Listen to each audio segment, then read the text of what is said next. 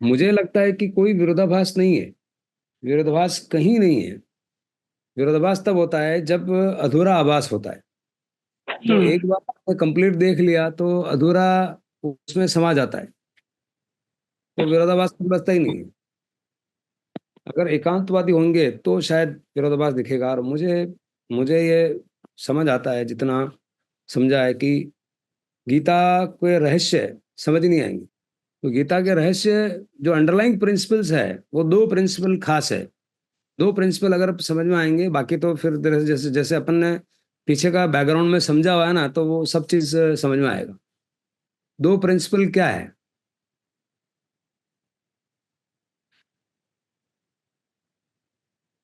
जो हमने। एक्चुअली निष्काम।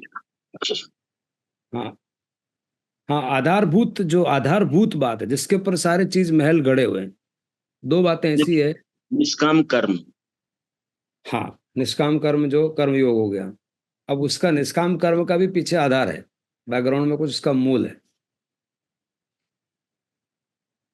मूल तो एक ही है, मूल तो एक ही है, उसको मैं दो बोल रहा हूँ, बाकी है एक ही है। जितने सारे योग अपन ने समझ रहे हैं, जैसे सांख्य योग है, और दो मूल बातें अपन बोलेंगे तो उसमें मतलब बात समझ में आ जाती है। दो मूल का भी फिर एक मूल हो सकता है। मूल बात क्या है? सांख्य योग, जो ज्ञान योग बोला है, संन्यास योग बोला है, ये एक ही योग के नाम है, जो गीता के अध्याय 2 में वैसे सारे कवर किए हैं भगवान, सब इंटेंट। तो सांख्य योग का साक्षी मतलब है हाँ, साक्षी भाव। साक्षी भाव, करेक्ट। बस साक्षी भाव में भी जैसे देखेंगे ना, तो अभी कभी भगवान बोल रहे हैं कि खुद ही अर्जुन भी कंफ्यूज हो गए कि कभी आप बोल रहे हैं कि कर्म योग की बात कर रहे हैं, कभी आप ज्ञान योग की बात कर रहे हैं। तो आप मेरे लिए श्रेयस्कर क्या है वो बताओ, मेरे लिए इस स्थिति में, या अदरवाइज क्या श्रेयस्कर है? अब संन्यास योग में, संन्यास योग का एक पर्सपेक्टिव ये भी है कि जब आदमी सन्यासी है, या संन्यास वर्ण व्यवस्था में अपना जो तीसरा वर्ण है, वहां आदमी वैसे भी काम नहीं कर पाता है, तो इसलिए वो संन्यास योग हो गया, क्योंकि उसमें आपको ज्ञान योग ही ज्यादा काम आएगा। क्योंकि ज्ञान योग अगर में नहीं है, तो आपका ज्ञान योग नहीं है तो बुढ़ापा आपका खराब निकलेगा, क्योंकि शरीर तो वैसे भी नहीं चल रहा है। और दिमाग भी अगर गलत चल रहा है तो वो गड़बड़ करेगा, और ज्ञान योग में स्थित रहेगा तो बुढ़ापा भी सुधर जाएगा। अब ये बुढ़ापे की दवाई बता रहे भगवान, ऐसा कि कौन सा टाइम पे कौन सा ज्यादा प्रासंगिक है, वो भी बता रहे हैं। और अगर मान लो जवान है और वहाँ कर्मयोग नहीं करेगा, या महावीर की भाषा में अपन बोले इरियापत्य कर्म नहीं करेगा, तो वो भी तकलीफ है। तो वहाँ वहाँ प्रासंगिकता बताई। तो लास्ट में मूल मूल शब्द ये आए हैं, दो दो चीजें, मूल प्रिंसिपल। अगर पूरे गीता को समराइज करना हो, या पूरे अध्यात्म को समराइज करना हो, बहुत बड़ी बात मैं रख रहा हूँ जो समझ में आती है, तो उसके बाद कोई प्रश्न रहते नहीं है, और दो का भी एक हो जाता है। एक तो है भेद विज्ञान, जिसको ज्ञान योग बोला है गीता में। भेद विज्ञान का मतलब, उसके नाम अलग दिए हैं, अपन बोलते हैं जब जीव अजीव तत्व, महावीर ऐसे बोलते हैं, या भगवान वो बोलते हैं प्रकृति और पुरुष। पुरुष अलग है, प्रकृति अलग है। ये भेद विज्ञान उसका मूल है एक। अब मूल में दूसरा जो पॉइंट बनता है, वो अर्पिता निरपिता सिद्धे, यानी कि अनेकांत। अनेकांत को, पूरी गीता अनेकांत पे चल रही है, ऐसा अगर देखें तो। मतलब ऐसे ही हुआ ना, कि जैसे अपन बार बार एग्जांपल लेते हैं कि समझो महाराज साहब आपके यहाँ गोचरी करने आए, और आप उनको बोल रहे हो कि भाई आपको गोचरी की क्या जरूरत है, आप तो आत्मा हो, परमात्मा हो, आपको कहाँ खाना है? तुम तो आपको क्या खाना है? शरीर तो कभी खाता नहीं, सॉरी, शरीर खाता है। आप तो आत्मा हो, परमात्मा हो। आत्मा कभी खाती नहीं, पीती नहीं, चलती नहीं, उठती नहीं, बैठती नहीं, तो आप गोचरी लेने क्यों आए? उस टाइम पे आपको क्या बोलना है? अर्पिता अनर्पिता सिद्धे, ये भगवान ने। अगर वो ऐसा होता तो शायद वो जीवा करवा लग जाता महाराज, महाराज क्यों आए आप? आपने तो भी बोला था कि आत्मा खाती नहीं, पीती नहीं, नहीं आप क्या, ये क्या लेके आ गए, ये पात्र क्यों लेके आए? वो ऐसा ऐसा बच्चा बोलेगा तो आप क्या बोलोगे? बोला आपके पास क्या जवाब है दीदी? आत्मा तो है, बस शरीर भी है। हाँ, उस टाइम पे शरीर है भाई, इतना शरीर तो होने दो उनको, काले काले व्याख्यान देवतराग तो रखवा ना।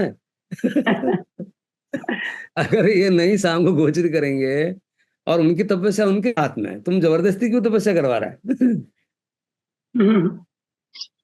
तो ये अर्पिता निरूपिता सिद्धे और भेद विज्ञान, इसमें पूरे सारे योग आ जाते हैं और इतनी साइंस। और मुझे लगता है कि जब तक ये जैसे कर्म सिद्धांत का अपने चार्ट नहीं समझा, वो चार्ट है ना जो मुख्य कर्म सिद्धांत वाला बताया था कि ये अंदर सोल है और ये कार्बन शरीर है, तेजस शरीर है। अब तेजस शरीर को आप अलग तरह से देखें तो शिव भैरव बोलते हैं तेजस शरीर का मतलब क्या है। तेजस शरीर का मतलब यह है कि जीव और अजीव तत्व को जोड़ने वाला कौन सा तत्व है। जीव है हमारा आत्मा, अजीव है हमारे शरीर। इन दोनों को जोड़ने वाला तत्व क्या है, उनको जोड़ने वाला एक सेतु है, वो श्वास है। श्वास एक बीच में लिंक है। जो ये श्वास टूटी, जीव अलग अजीव अलग। जब अपनी श्वास आ रही है जा रही है और हर वक्त टूटती है, तो शिव भैरव को बता रहे हैं कि उस न्यूट्रल को अगर पकड़ना है तुम्हारे को, तो सांस जब जाती है और जब सांस आती है, बीच में एक ऐसा रिक्त स्थान आता है, वो शिव है, वो कल्याण रूप है। उस क्षण को अगर तुम पकड़ोगे, जो कि हम ध्यान में हम पकड़ते हैं, भगवान महावीर के हिसाब से पंजाने तो वो मूल है, क्योंकि वो शायद वो अभी दुविधा ये है कि वो क्षण मैंने देखा कि श्वास आई और रुकी। आप श्वास में अनुभव कर सकते हो डेफिनेटली, बट वो अनुभव करने के बाद अगर ये समझ नहीं आया कि मात्र ज्ञाता दृष्टा ये मैं हूं, ये शिव है। शिव का लक्षण जब समझ में नहीं आया, मात्र ज्ञाता दृष्टा बोलो या साक्षी भाव बोलो या केवल ज्ञान बोलो, वो उसके लक्षण है। उस लक्षण को अगर समझ में नहीं आएगा तो वो आपका जुड़ेगा नहीं उससे। मूल बात यह है 112 विधि में लास्ट तत्व तो यही है, शिव तत्व है। जो पार्वती है, पार्वती देवी खुद पूछ रही है और देवी शिव के अंदर है। देवी शिव के अंदर है, इसका मतलब क्या हुआ कि जो शिव तत्व है उसके ऊपर कार्बन शरीर है, और वो कार्बन जब देवी जगदम्बा है वो पुण्य रूप है। तो देवत्व भी आदमी को तब जागृत होता है, वो शक्ति जागृत होती है। पुण्य कमाया हुआ भाई, पुण्य भी कमाना पड़ता है ना। पुण्य आदमी कमाता है तो बहुत ताकत बनती है। आज आप कुछ जो भी आप अपना प्रोफेशन कर रहे हो उसको अगर बहुत मौलिकता से और बहुत पारदर्शिता से काम करते हैं, तो ऐसा ऐसा लगता है कि आप पुण्य कमाई नहीं कर रहे हो तो क्या कर रहे हो। पुण्य पिछले जन्म का भी होता है और इस जन्म का भी होता है।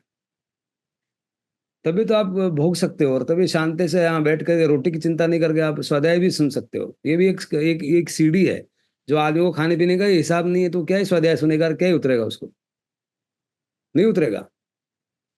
प्री कंडीशन ही मीट नहीं करी, प्री क्वालिफिकेशन है भाई कि तो रोटी अन्न से दूर हो जा, मतलब उसकी चिंता से दूर हो जा। तो ये भी पुण्य, पुण्य इसलिए वहां सहायक है। पुण्य उस रूप में सहायक है।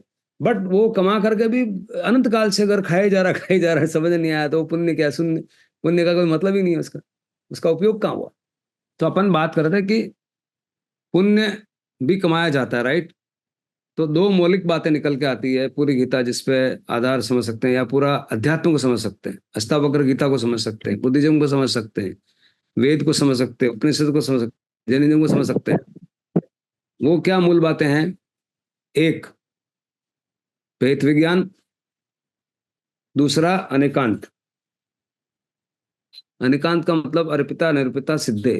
कभी वो मुख्य है, कभी ये मुख्य है। ये दो बात अगर समझ में आती है तो उत्पाद व्यय ध्रुव युक्तम। कभी उत्पाद व्यय मुख्य है, कभी ध्रुव मुख्य है। आत्मकल्याण के लिए ध्रुव मुख्य है, और इरियापत्ति के लिए, संसारिक काम चलाने के लिए उत्पाद व्यय मुख्य है। कर्म योग है जिसको बोला है। उत्पाद व्यय का मतलब ही कर्म योग। अब कर्म योग करते हुए अपनी आत्मा को नहीं छोड़ते हुए करना, अपनी आत्मा को जगह पर रखते हुए काम करना, वो होश है, वो विवेक है, वो भगवान महावीर का विवेक है, वो भगवान कृष्ण का कर्म योग है, निष्काम कर्म है, साक्षी भाव से काम करना। ये अगर समझ में आता तो जीवन बहुत सुंदर हो जाता है। मुख्य बात है, इसका जो आधार है, पूरा अध्यात्म का आधार अगर मैं समझता हूँ, या आप भी समझ पाएंगे इसको, पूरा आधार इस बात पर है। पहली मुख्य मौलिक बात वो अनेकांत है। अनेकांत का मतलब अर्पिता निरूपिता सिद्धे। और दूसरी बात है, अनेकांत में से एक में समझ आता है। फिर भेद विज्ञान है। भेद विज्ञान का मतलब ये है कि उत्पाद और व्यय होना और ध्रुव होना, उत्पाद व्यय होना और ध्रुव होना, भेद करना, जीव अजीव तत्व को भेद भेद समझना। दो मौलिक बातों पे पूरा अध्यात्म विज्ञान, भैरव तंत्र बोलो, उसको बुद्धिज्म बोलो, उसको उपनिषद बोलो, उसको जैनिज्म बोलो, उसको ताओइज्म बोलो, उसको लाओत्से बोलो, उसको कुछ भी नाम दे सकते हैं, इसमें सब समाविष्ट हो जाता है। और सारा कोई भी विरोधाभासी नहीं लगता है मुझे, कोई विरोधाभास नहीं लगता है। एक एंगल देंगे तो विरोधाभास लगेगा, सारी तरह से देखेंगे तो कभी विरोधाभास नहीं होगा, एक जैसा लगता है। आई डोंट रियली फील कि कुछ अलग है या वो अलग है। बट कोई परिप्रेक्ष्य है वहाँ अष्टावक्र गीता ज्यादा भाएगी, कोई परिप्रेक्ष्य है वहाँ कर्मयोग ज्यादा भाएगा, ज्ञान योग नहीं भाएगा। कोई कैसा परिप्रेक्ष्य है, तो ये सारी जीवन की स्थितियां बदलती है, और उसमें रहते हुए भी कैसे काम कर सकते हो भगवान ने वो भी सूत्र दे दिया। कर्म योग बोलो या विवेक से काम करो, भगवान महावीर उसको विवेक बोल रहे हैं, भगवान कृष्ण उसको कर्म योग बोल रहे हैं, निष्काम कर्म बोल रहे हैं, साक्षी भाव से कर्म बोल रहे हैं। और वो आप ऐसा सिर्फ ये सुनने समझने के लिए नहीं, आप उसको करके देखो, उतना करने में उतना ही मजा आता है। I really do it. कहीं चूकता भी हूँ, ऐसा नहीं है, चूकते हैं लेकिन वापस पकड़ते हैं, चूकते पकड़ते हैं। तो जब जब समय उसमें होता है तब तब समय अच्छा होता है, जब जब समय वहां बिगड़ता है तब तब गड़बड़ होता है। ये अपना खुद का हम्म। अनुभव, निजी अनुभव है। मैं प्रत्यक्ष गवाह हूँ हाँ। ऐसा आपको ऐसा अनुभव आएगा ही। और हम्म। अपनी आत्मा अपने से झूठ नहीं बोलती है हम्म। कि वो तो परमात्म तत्व है। अब वो उसी वही भूलेला आत्मा ही मन है, अपनी ही हम्म। आत्मा विस्मृत हो जाती है, वही मन बन जाती है। और जब जागृत हो जाती है तो वही अमन हो जाती है। मन और अमन एक ही पार्ट है, दुविधा वहां है। हम्म। जब ये समझ में आता है और आप एक्सपीरियंस प्रैक्टिकली देखते हो तो आपको पूरा ये बात समझ में आ जाती है। ठीक है, कभी कभी कभी लेवल पे वो बात भी उठती है कि इनको अभी सब समझा या नहीं आता है, और वो शायद सही भी है। पर उनकी सारी टर्म्स एंड कंडीशंस अप्लाई, किस हम्म। कंडीशन को करनी चाहिए, these are the again underlying assumptions और कंडीशंस पता होनी चाहिए तो हम्म। चले ऐसा। ठीक है, बाकी तो ये मतलब मुझे तो इतना सुखद अनुभव होता है, इतना क्यों होता है कि इसका कोई विरोध रहा ही नहीं। अध्यात्म में भी कोई विरोध नहीं रहा,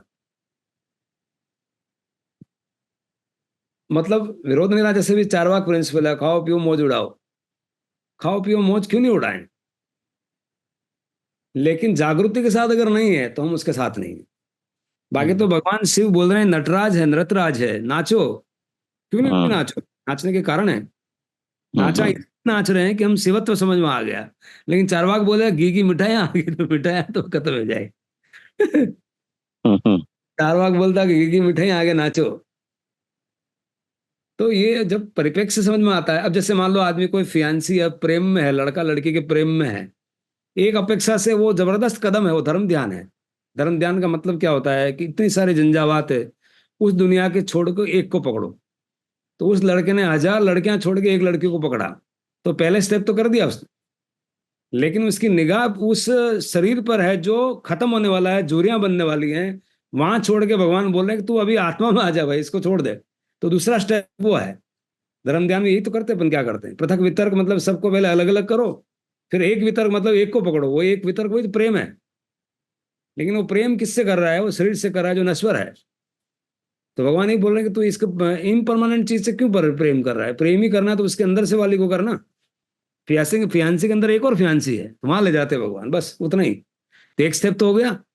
तो प्रेम करना भी एक तरह से अभ्यास, अगर कोई कर रहा है फोकस्ड, मतलब ही कैन रिमेन फोकस्ड। इतना तो हुआ ना उसने, क्योंकि इतने सारे को छोड़ के पकड़ा है। मान लो पैसे वाला आदमी, पैसे में बहुत मोह है, तो एक कदम तो बढ़ चुका है कि सारी दूसरी झंझावात को छोड़ के उसका मन पैसे में लग रहा है। बहुत एक काम तो उसने कर दिया है कि वो केंद्रीकरण तो कर दिया उसने ऊर्जा का, कि मेरे को पैसे चाहिए। कामी ही नारी प्यार जिमी लोभी प्रिय जिमी दाम तिमी रघुनाथ निरंतर प्रिय लागो मोहि राम। ये जैसे तुलसीदास जी बोल रहे हैं, कामी ही नारी प्यार, जिस तरह से कामी आदमी को नारी प्रिय है। अब उपमा कैसे दी, समझाया प्रेम को। लोभी ही प्रिय जिमी दाम, जिस तरह से लोभी को दाम पसंद है, तिमी रघुनाथ निरंतर है, उसी तरह से है भगवान रघुनाथ, तुम मुझे प्रिय हो। प्रेम को डिफाइन किया है तुलसीदास जी ने। तो अपनी अगर आत्मा अपनी फियांसी से जब प्रेम होने लग जाएगा तो बात ही कुछ अलग हो जाएगी। काम ही नारी प्यार जिमी लोभ ही प्रिय जिमी दाम तिमी रघुनाथ निरंतर प्रिय लागो हुए राम। उस तरह से मुझे राम पसंद है, उस तरह से मुझे राम में मोह बैठ गया है। तो मोहनी कर्म हटाओ, मोहनी कर्म भगवान ने मना नहीं किया। किसके साथ मोह करना है वो बताओ। सम्मोहन करना है, समता के साथ मोहन करना, वही तो हिप्नोटिज्म है। वहां हिप्नोटिज्म क्रिएट करवा रहे हैं भगवान।